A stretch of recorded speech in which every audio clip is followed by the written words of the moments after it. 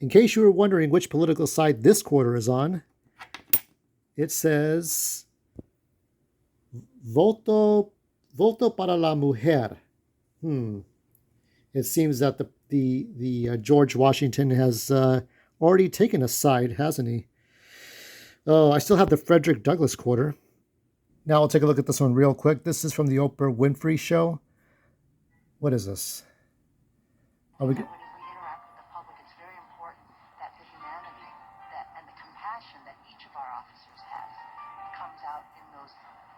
This is District Attorney Kamala Harris. Superstar.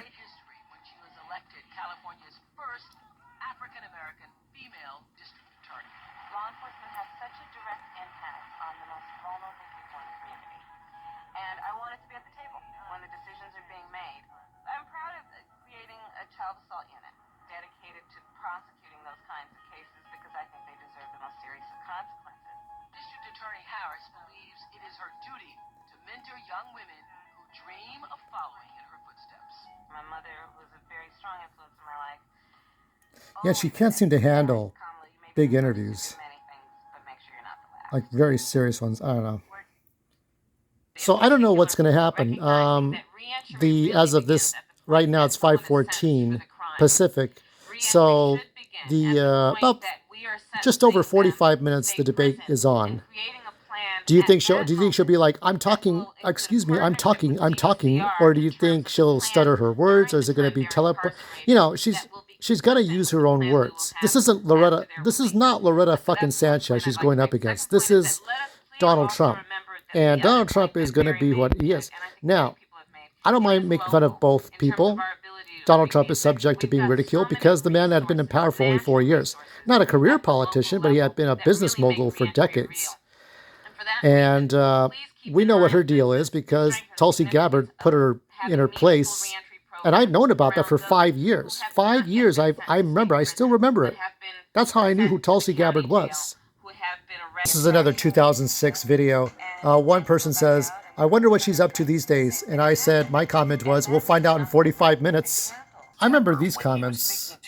So let me see exactly what is, could be out of context. They were maybe even violent, but certainly they were unhappy. And so getting rid of them and making it easier for people to shift spouses like they change their underwear, that's going to make people happier in the long term. And maybe it worked out for the moms and dads, though I'm skeptical.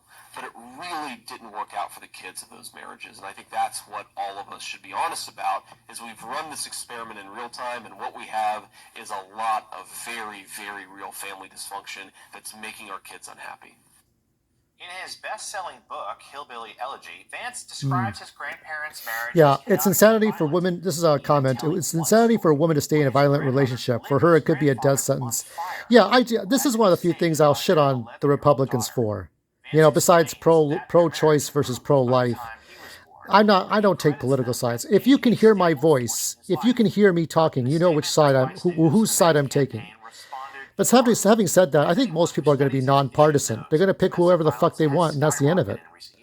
But no, I mean, marriage does not work out for everyone. Not everyone is meant to have 10 kids. Not everyone is meant to be procreating the planet or repopulating the Earth or a space station or Mars.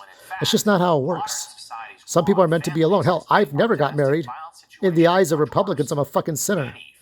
But to trust the Democrats who have taken control of mainstream media, the big tech news, the big tech companies, tune into your favorite newscaster, the same people who lied to us about Rodney King being a complete victim with the LA riots. I don't know. Although, by the way, I think he was saying he was not apologizing that his wife is not white. His wife is not white. So J.D. Vance has a woman of color wife. I love her because she's who she is. Obviously, she's not a white person, and we've been attacked by some white supremacists over that. I love just marry who you want. Whatever gets you hot and bothered, I think. Hey, there's Kali UK. You don't care about no politics. Go carp fishing. That's good stuff. Check out his latest video. So what can we expect tonight? We can expect Trump, I think, to be more literate, more more spoken than Harris. She's not going up against Sanchez. She's not going up against the local DA from whatever district in Los Angeles or Southern California. This is against the real deal. Okay. Yeah, I think as one person said, J.D. Vance is a troll. Probably so. I mean, I don't really care about his opinions about marriage. You know what? People get divorced. The divorce rate is still high in this country, isn't it? Isn't it 50 to 60%? It's still a high divorce rate.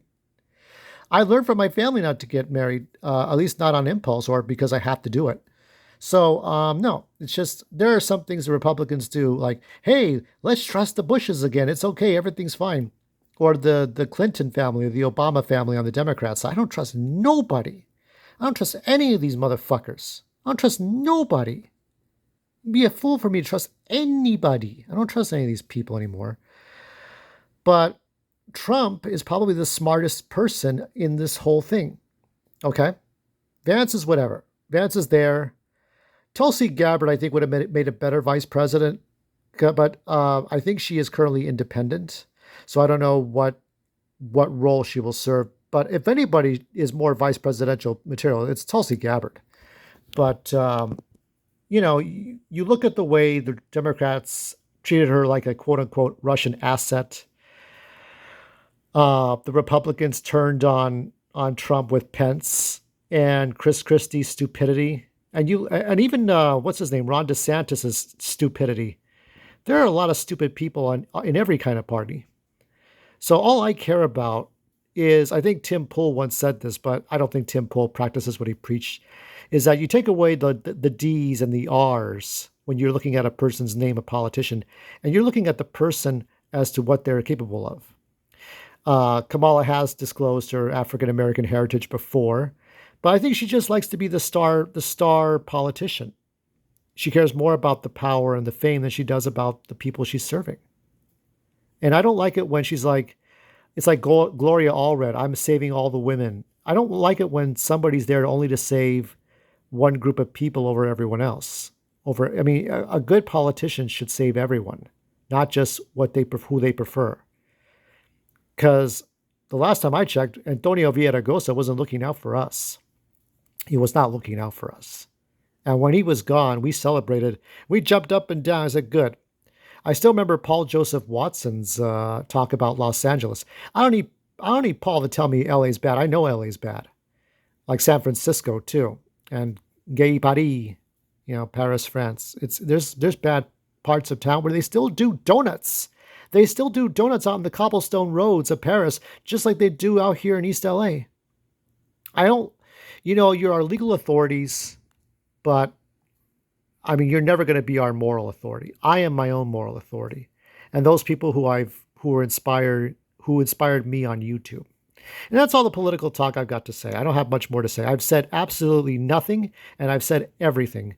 And I hope that's what you get from tonight's debate. I'll give you my thoughts on the debate if I see something really, really interesting.